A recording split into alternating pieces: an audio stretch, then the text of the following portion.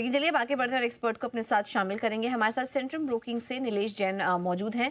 नीलेश, स्वागत है आपका शो पर।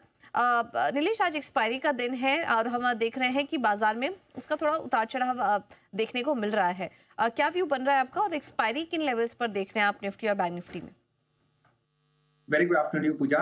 बिल्कुल देखिए, आज एक्सपायरी मूव जिसे हम कहते हैं वॉलेटिलिटी के साथ वो हमें देखने को मिल रहा है। अगर हम निफ्टी की बात करें तो यहाँ पर लगातार आज चौथा कंसेक्यूटिव सेशन है जहाँ पर हम दबाव देख रहे हैं। ऊपरी स्तरों पर एक पुल बैक मूव जरूर आया था, बट वो 26,000 के आसपास एक resistance bank Nifty index face करता हुआ नजर आ रहा है। तो ओवरऑल स्ट्रक्चर की अगर हम बात करें तो ऐसा लग रहा है कि यहाँ से थोड़ी बहुत गिरावट और गिरा सकती है, बट इंट्राडे में एक्सपायरी के चलते थोड़ा पुल बैक मूव हम एक्सपेक्ट करके चल सकते हैं। फिलहाल के लिए निफ्टी अभी अपने 21 डे और 50 डे मूविंग एवरेज के नीचे फिसल चुका है और 25,900 का इंपॉर्टेंट लेवल अगर क्लोजिंग बेसिस पर इसके नीचे की क्लोजिंग मिलती है तब यहाँ पर गिरावट और गहरा सकती है और 25,800 25,750 तक के भी लेवल देखने को मिल सकते हैं। हालांकि कंपेरेटिवली बैंक निफ्टी का स्ट्रक्चर थोड़ा सा बेटर प्लेस है। यहाँ पर हम एक पॉजिटिव मूव एक्सपेक्ट करके चल सकते हैं जहां पर बैंक निफ्टी 59,300 59,500 तक का मूव हमें दिखा सकता है। तो आज की एक्सपायरी के चलते थोड़ी बहुत वॉलेटिलिटी बचे हुए समय में हमें देखने को मिलेगी, बट ओवरऑल कंसोलिडेशन हम कह सकते हैं जो हमें आज देखने को मिल सकता है। आज की एक्सपायरी रेंज कहीं ना कहीं 25,850 से 25,950 के बीच में हमें देखने को मिल सकती है। ओके, तो एक्सपायरी पर होगी आज नजर और लेवल्स भी अभी नीलेश जी हमें बता रहे थे। लेकिन चलिए अब सवाल जवाब का सिलसिला शुरू करते हैं और पहला सवाल हमें आया है संतोष कुमार जी का। मजगा डॉग पर इनका सवाल है। इनके पास करीब 17 शेयर्स है स्टॉक के और 3,602 पर इन्होंने लिया हुआ था। लेकिन हम देख रहे हैं कि इस वक्त आज डिफेंस स्टॉक्स में मुनाफा वसूली भी हावी है और उसी का यहाँ पर इनको भी कंसर्न हो रहा होगा। नुकसान काफी हो चुका है इनको इस स्टॉक में। नीलेश जी, आज भी स्टॉक हम देख रहे हैं कि करीब 4% नीचे कारोबार कर रहा है। क्या करना चाहिए इन्हें मजगा डॉग पर? हाँ देखिए पूजा, काउंटर में जिन लेवलों पर इन्होंने खरीदारी की है वो काफी ऊपरी स्तर है जिनका जो लेवल को आने को थोड़ा ज्यादा समय लगेगा। और फिलहाल के लिए जिस हिसाब से आज का स्टॉक के अंदर रिएक्शन हम देख रहे हैं, ऐसा लग रहा है कि एक follow up move on the lower side 2400 तक हमें देखने को मिल सकता है। Short to medium term structure negative है, बट यस अगर लॉन्ग टर्म का नजरिया है थोड़ा समय दे सकते हैं तो यहाँ पर एक बार के लिए बने रह सकते हैं। 2200 का अब यहाँ पर एक ट्रेलिंग स्टॉप लॉस रखने की सलाह होगी। पोजिशनली लॉन्ग टर्म के पर्सपेक्टिव से पॉजिटिव है, इसे एक्यूमुलेट करके चल सकते हैं, but yes short to medium term structure across all defence stock थोड़ा सा वीक है। हालांकि एक प्री बजट मूव अभी भी ड्यू है, हो सकता है हमें आने वाले समय में जनवरी सीरीज में थोड़ा बहुत प्री बजट रैली यहाँ पर देखने को मिल जाए। तो जनवरी में प्री बजट रैली देखने को मिलेगी। होल्ड कीजिए, थोड़ा समय देना होगा, स्टॉक में रिकवरी आएगी आपके होल्डिंग में भी। झारखंड से चंदन जी ने सवाल अपना भेजा है हमें सन फार्मा पर। 100 शेयर्स है इनके पास और 1768 पर इन्होंने ये स्टॉक को लिया हुआ था। खरीदारी इनकी हाल फिलहाल की ही लग रही है और वहां से देखिए स्टॉक नीचे आ चुका है। पिछले 3-4 दिनों में हमने देखा कि स्टॉक में गिरावट भी थोड़ी बड़ी है। क्या राय बन रही है आपकी सन फार्मा पर?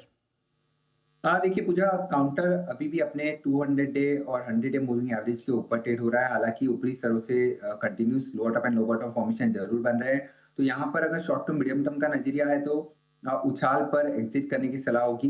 मेरे ख्याल से 1750 1770 की जोन में एक पुल बैक यहाँ पर देखने को मिल सकता है। तो बट फिलहाल के लिए करंट लेवल पर अगर बने रहना चाहते हैं तो 1685 1685 का स्टॉप लॉस लगाएं और अगर पुल बैक 1750 1770 के बीच में आता है तब एक बार के लिए एग्जिट कर जाएं, क्योंकि शॉर्ट टर्म का स्ट्रक्चर साइडवेज टू नेगेटिव है।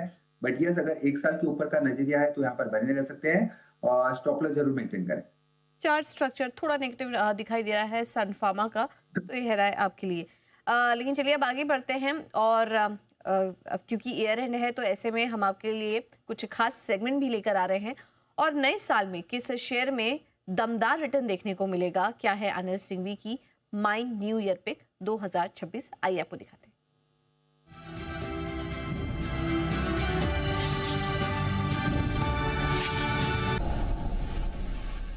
स्वागत है आपका ब्रेक के बाद। चलिए अब समझ लेते हैं कि आज के लिए ट्रेडिंग आइडियाज क्या होंगे। हमारे साथ नीलेश बने हुए हैं। नीलेश, बताइए आज के लिए आपके रिकमेंडेशंस क्या होंगे? बिल्कुल पूजा, देखिए खरीदारी पर फोकस है, दोनों ही स्टॉक बाय साइड में है। सबसे पहले खरीदने की सलाह होगी आदित्य बिरला एएमसी।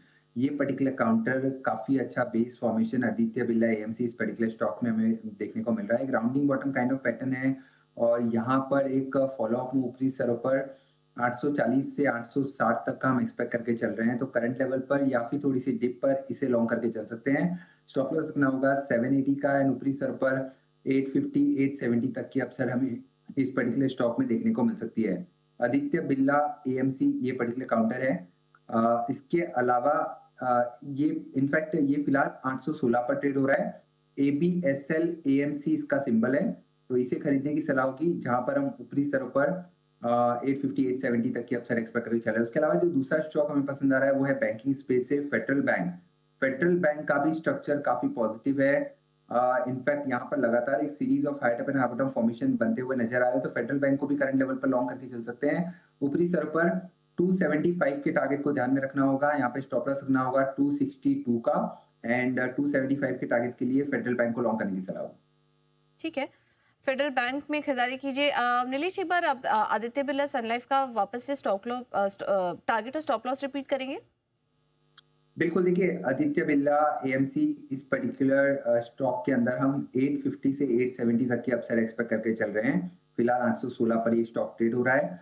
785 का स्टॉप लॉस रखना होगा और इसे लॉन्ग करने की सलाह होगी। ठीक है, तो आदित्य बिरला एएमसी यहाँ पर आप खरीदारी करके चलिए। फेडरल बैंक में भी 275 के टारगेट के लिए खरीदारी करने की राय। नीलेश जी, बहुत बहुत धन्यवाद आपका आज समय देने के लिए, तमाम स्टॉक्स पर अपनी रणनीति भी सुझाने के लिए।